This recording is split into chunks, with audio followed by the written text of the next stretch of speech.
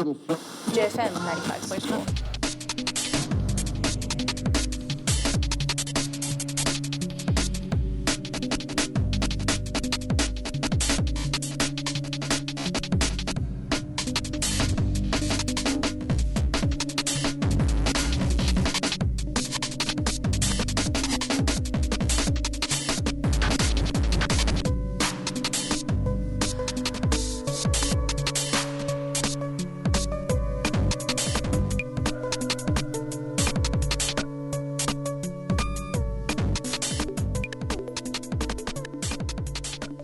What makes Voice of Tembisa unique is that it's actually a community-based radio station, and its programming is actually advised by the community.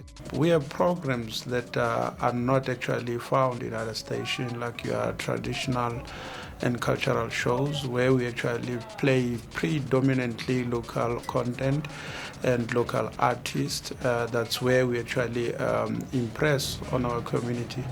We've been having road shows, going to the communities, asking them how they see our programming and where do they think we should be changing or where we should actually be introducing new shows. That is actually something that you don't get in other radio stations, obviously. UJFM stands out from the rest in that we have programming that is geared for the youth, by the youth. And I think this is essential because the target market that we cater for is essentially that.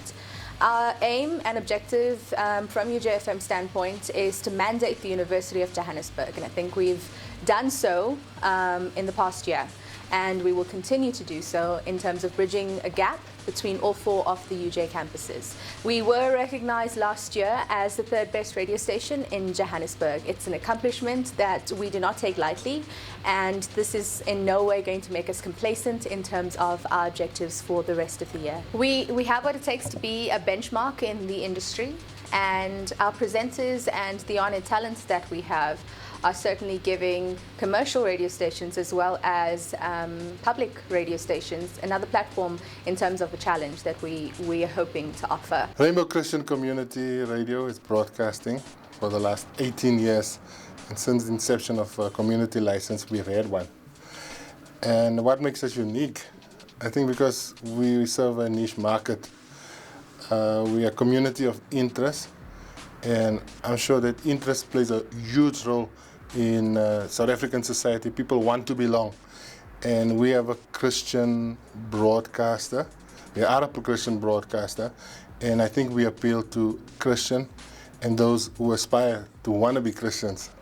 Christian broadcasting or community Christian broadcasting has evolved over the last few years. I mean, in the beginning people were happy with just local events, but we have to realize that there is some competition around. People has the right to information, and people has the right to relevant and new information. So in partnership with our message that we teach us of reconciliation, healing and hope through our Savior Jesus Christ, we also keep update with what's happening in the news.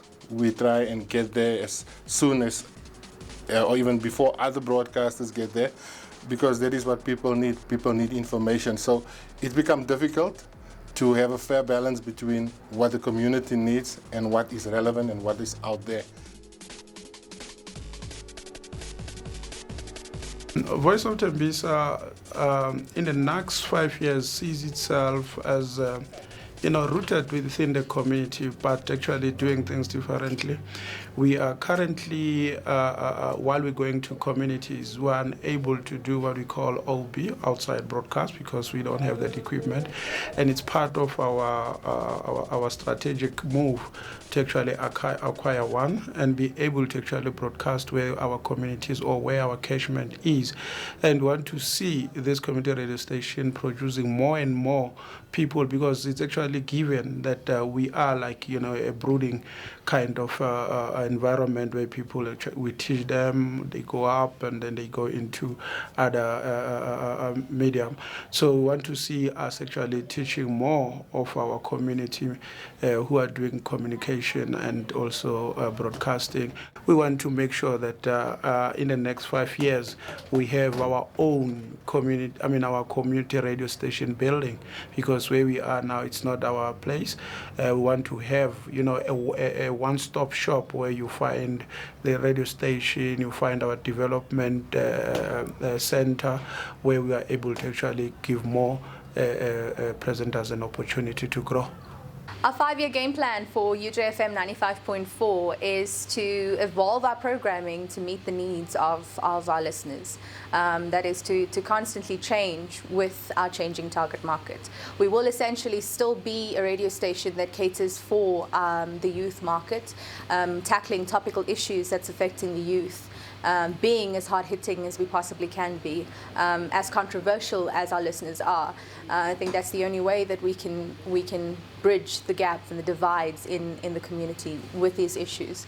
One of the things that we will always stand for is to be the voice of UJ and to be the voice of the youth that tunes in to 95.4. What we are trying to do recently is try and get the younger market listening to Rainbow, because it is assumed that a Christian broadcaster was for adults and people who are more mature of heart. But what we're trying to bring our message to younger people, so the younger people can understand what we're all about, because that ultimately is the future of broadcasting. Rainbow FM is events driven, and most of our events currently that we have it's very youthful. It's young people orientated. We have our music events, music and dance events. Then we have our music and dance competitions. And then we want to encourage younger people to start singing the music or to bring their own style of new gospel music. And that's how we launch out to get younger people. So tune in to UJFM 95.4.